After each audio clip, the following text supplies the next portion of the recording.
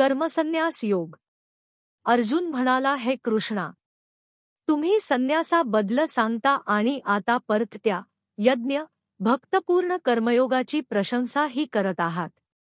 तेव्हा या दोन्ही पैकी मान्यासाठी अगदी निश्चित कल्याणकारक जे एक साधन असेल ते कृपा करून मला सांगा. एक श्रीकृष्ण म्हणाले, कर्मसन्याय आणि कर्मयोग हे दोन्ही परम कल्याण करणारेच आहेत, पण त्या दोन्हीमध्ये संन्यासाहून भक्ती जपयज्ञरूपी कर्मयोग साधण्यास सोपा असल्याने भ्रष्ट आहे. 2 हे अर्जुना, जो द्वेषरहित आणि अपेक्षा इच्छा रहित आहे तो कर्मयोगी नेहमी संन्यासी आहे हे जाणून घे. कारण तो रागद्वेष इत्यादी सर्व द्वंद्वांनिरहित असलेला योगी सुखाने या संसार दुःख रूपी बंधनातून पूर्णपणे कायमचा मुक्त होतो. 3 अज्ञानी लोकच सांख्य सतअस्त वस्तूचे संख्या करणारे शाख आणि भक्तिरूपी यज्ञ कर्मयोग वेगवेगळे आहेत असे सांगतात. पंडित नव्हे, फक्त एकाचे उत्तम प्रकारे आश्रय घेतलेल्या व्यक्तीला दोघांचे एकसारखे फल परमात्म्याला प्राप्त करतो. 4 साख्ययोगाने जो परमधाम प्राप्त होतो तोच भक्ती व यज्ञ कर्मयोगाने सुद्धा सहज प्राप्त होतो. जो मनुष्य दोन्ही योग एकच फल देणारे आहेत असे पाहतो तोच खरे अथनी तत्वदृष्टीने पाहतो. 5 परंतु हे अर्जुना, निष्काम कर्मयोग सोडून संन्यास घेणे दुःखकारक आहे, कारण भक्तीमध्ये योगयुक्त मुनी तत्काळ एक तत्वरूपी ब्रह्माची प्राप्ती करतो.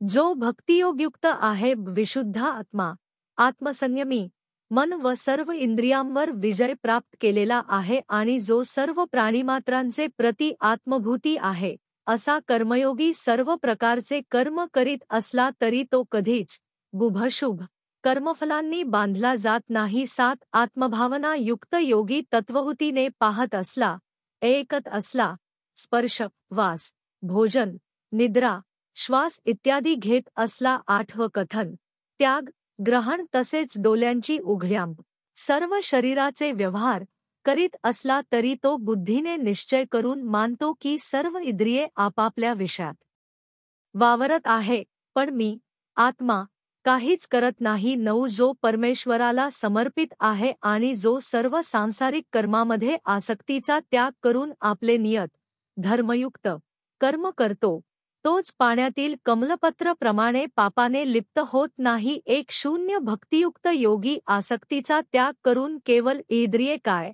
मन बुद्धी आणि शरीराद्वारा फक्त अंतःकरणाच्या शुद्धीसाठी पापमुक्त होण्यास कर्म करतात. 1 भक्तियुक्त योगी कर्मफलात आसक्तीचा त्याग करून निष्ठा व शांतीला मोक्षाला प्राप्त करतात आणि कामनांच्या प्रेरणेमुळे कर्म करणारा व्यक्ती मफलात आसक्त होऊन संसारूपी बंधनालाच प्राप्त भोग मिकवण्यात आसक्त होतात. 1-2 जितेंद्रिय युद्रियांवर विजय मिकवणारा जीव मनाचे द्वारा सर्व कर्माचा त्याग करून स्वतः काही करता व करविता तो देहधारी जीव या 9 दरार नाक कान इत्यादी असलेल्या नगरात भौतिक शरीरात सखपूर्वक आनंदानी राहतो. 1-3 परमेश्वर नाही मनुष्यांचे कर्तेपण स्वामित्व नाही त्यांचे कर्माची निर्मिती करतो नाही त्याचे कर्मफलात संयोग उत्पन्न करतो, तर त्याचा स्वभाव लोभ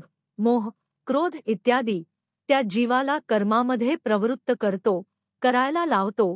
1-4 सर्वव्यापी परमेश्वर कोणाचेही पापकर्म किंवा पुण्यकर्म स्वतःकडे घेत नाही, परंतु अज्ञानाने भोग इच्छांने ज्ञान आकलेले आहे त्यामुळे सर्व लोक मोहित होत आहे.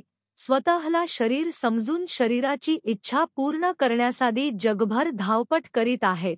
1-5 परंतु जेव्हा त्या जीवाचे अज्ञान परमात्माच्या ज्ञानाने पूर्णपणे नाहीसे होते तेव्हा त्यांचे ते ज्ञान सूर्याप्रमाणे त्या सच्चिदानंद परमभाव श्रीकृष्णरूपी ज्ञान तत्वाला प्रकट करतो. 1-6 ज्याचे मन बुद्धी फक्त परमात्म्यात स्थित व परमात्म्याच्या प्रति निष्ठावान आहे, जो नित्य श्रवण कीर्तन करणारा आश्रित आहे आणि ज्याचे सर्व दोष मोह ज्ञानाने धुऊन गेली आहेत, ते सर्व योगी पापरहित होऊन पुनः जन्मास येत नाहीत. 1-7 जो ज्ञानी परमात्मा रूपी विद्या विनय यांनी युक्त असलेला ब्राह्मण व्यक्ती गाय, हत्ती, कुत्रा आणि चांडांश या सर्वांना समदृष्टीने पाहत असतो. 118 त्याचेच मन संभाव तत्वात स्थिर मालेला आहे आणि त्यांनीच घरूपी जन्ममृत्यूवर पूर्णपणे विजय प्राप्त केला आहे, कारण सच्चिदानंद परमात्मा निर्दोष आणि संभावानी युक्त आहे,